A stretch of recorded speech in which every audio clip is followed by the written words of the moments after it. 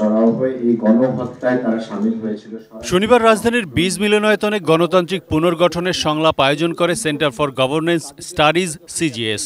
এতে বিভিন্ন দলের নেতারা বলেন, রাজনৈতিক দলগুলোকে দূরে রেখে সংস্কার সম্ভব নয়। বর্তমান সরকার ব্যর্থ হলে রাষ্ট্র সংস্কার শঙ্কায় পড়বে বলেও মত তাদের। দলগুলোকে দূরে রেখে বিরাজনীতিকরণের চিন্তা করে কোনোভাবেই সংস্কার করা সম্ভবপর হবে না।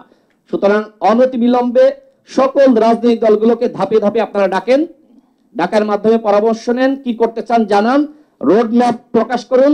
একটা মানবিক রাষ্ট্র যে আমরা গঠন করব, এই সরকারও বলেছে যে বাংলাদেশ হবে একটা মানবিক রাষ্ট্র।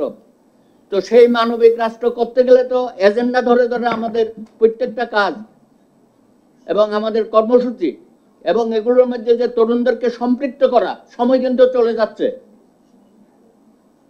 আপনাদেরকেও আমরা বেশি দিন ধরে রাখতে পারবো না যদি আপনাদেরকে রাষ্ট্রীয় কাজে। অনতিবিলম্বে সকল রাজনৈতিক দলগুলোকে ধাপে ধাপে আপনারা ডাকার মাধ্যমে পরামর্শ নেন, কি করতে চান জানান, রোড ম্যাপ প্রকাশ করুন। অন্তর্বর্তী সরকারের উপদেষ্টা অবসরপ্রাপ্ত brigadier general doctor M Sakhawat Hossain বলেন, 6টি সংস্কার কমিশনের রোডম্যাপ না দেখে অন্তর্বর্তী সরকার নিজেদের মতো রোডম্যাপ দিলে সমস্যার সৃষ্টি হবে। অফকোর্স রোডম্যাপ হবে, এবং রোডম্যাপে আমি যেটা মনে করি আর কি, এটা আমার ব্যক্তিগত মতামত, আমরা এগুলো নিয়ে এখন আলোচনা করিনি। ওই যে 6 জনকে দেওয়া হয়েছে যারা সংস্কারটা করবেন, তারা নিজেরাও একটা রোডম্যাপ দেবেন, কিন্তু কি কি করবেন, কবে কবে শেষ হবে, সেটার বেস করে একটা রোডম্যাপ হবে। আমরা যখন আন্দাজে দিয়ে দিই যে উনি এটা করবেন, এটা করতে 6 মাস, ওটা করতে 3 মাস, এটা হয় না। কারণ আমার রোডম্যাপ সম্বন্ধে অভিজ্ঞতা আছে, অনেকগুলো কাজ যেগুলো ডিসাইড করার পরে রোডম্যাপটা হবে, আমি এটা মনে করি, আশা করি। বাট ডেফিনেটলি আমি মনে করি একটা রোডম্যাপ হবে। উপদেষ্টা বলেন, দায়িত্ব পালনে সংস্কার কমিশনগুলোকে সময় দিতে হবে। এ ব্যাপারে সব রাজনৈতিক দলের সহযোগিতা ও সমর্থন চেয়ে তিনি বলেন, অন্যথায় সংস্কার প্রক্রিয়া সফল হবে না। We need support of every political party. তার কারণ হচ্ছে যে আমরা কতদিন থাকবো আই ডোন্ট নো। যেমন আমি বলি, ভাই কতদিন থাকবো আই ডোন্ট নো। আমি কিন্তু আমার বাড়ি পরিবর্তন করি নাই। I stay in my own house and ইনশাল্লাহ stay in my own house. কিন্তু আপনারা রাষ্ট্র পরিচালনা করবেন, কাজে ইউ শুড হেল্প এই অন্তর্বর্তীকালীন সরকারকে। এটা যদি আপনি মনে করেন যে না ওরা কি করতেছে উই ডোন্ট নো, আপনার সাথে যদি দেখা হয় আপনারা এইগুলো কথা আমাদেরকে বলবেন। ইউ শুড ফোর্স এই জিনিসগুলো আপনারা দেখেন।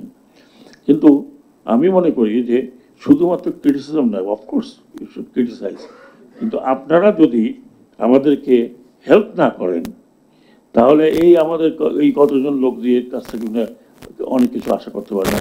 বিগত সরকারের আমলে গুম খুনের ঘটনায় জড়িতদের নুরেমবার্গ ট্রায়ালের মতোই বিচার করা উচিত বলে মনে করেন শাখাওয়াত হোসেন। তিনি বলেন, 2009 থেকে 2023 পর্যন্ত সময়ে 2500-এর বেশি মানুষ বিচার বহির্ভূত হত্যাকাণ্ডের শিকার হয়েছে। নিখোঁজ আছে প্রায় 700 মানুষ। ছাত্র জনতার অভ্যুত্থানেও 1000-এর বেশি মানুষকে হত্যা করা হয়েছে।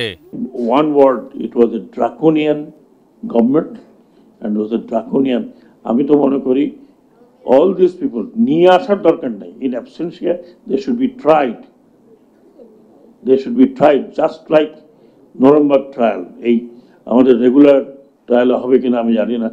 সহিংসভাবে ছাত্র জনতার আন্দোলন দমানোর প্রতিবাদে 4 আগস্ট অবসরপ্রাপ্ত সেনা কর্মকর্তারা যে সংবাদ সম্মেলন করেছিলেন সেজন্য তাদের হুমকি দেওয়া হয়েছিল বলেও জানান M Sakhawat Hossain.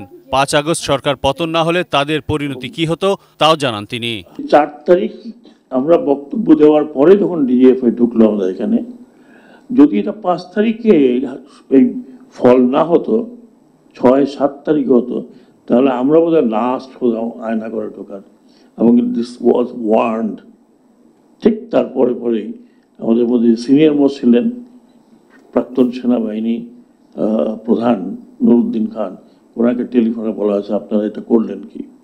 That was asking for army not to fire means what? যখন আমি বললাম not to fire, it means sedation.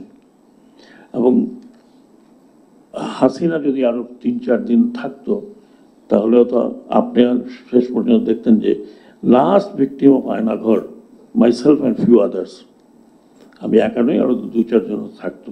5 আগস্টে সরকার পতনের পর ক্যান্টনমেন্টে আশ্রয় নেওয়া 626 জনের নাম প্রকাশের বিষয়টি উপদেষ্টা পরিষদের বৈঠকে তুলে ধরবেন বলেও জানান তিনি। আমি যখন ক্যাবিনেট মিটিং হবে সেখানে বলবো ইট শুড বি ক্লিয়ার। ধোঁয়া ছাড়া কোনো কারণ আমি মনে করি না। Arif Jamal, ATN news, Dhaka. আপনারা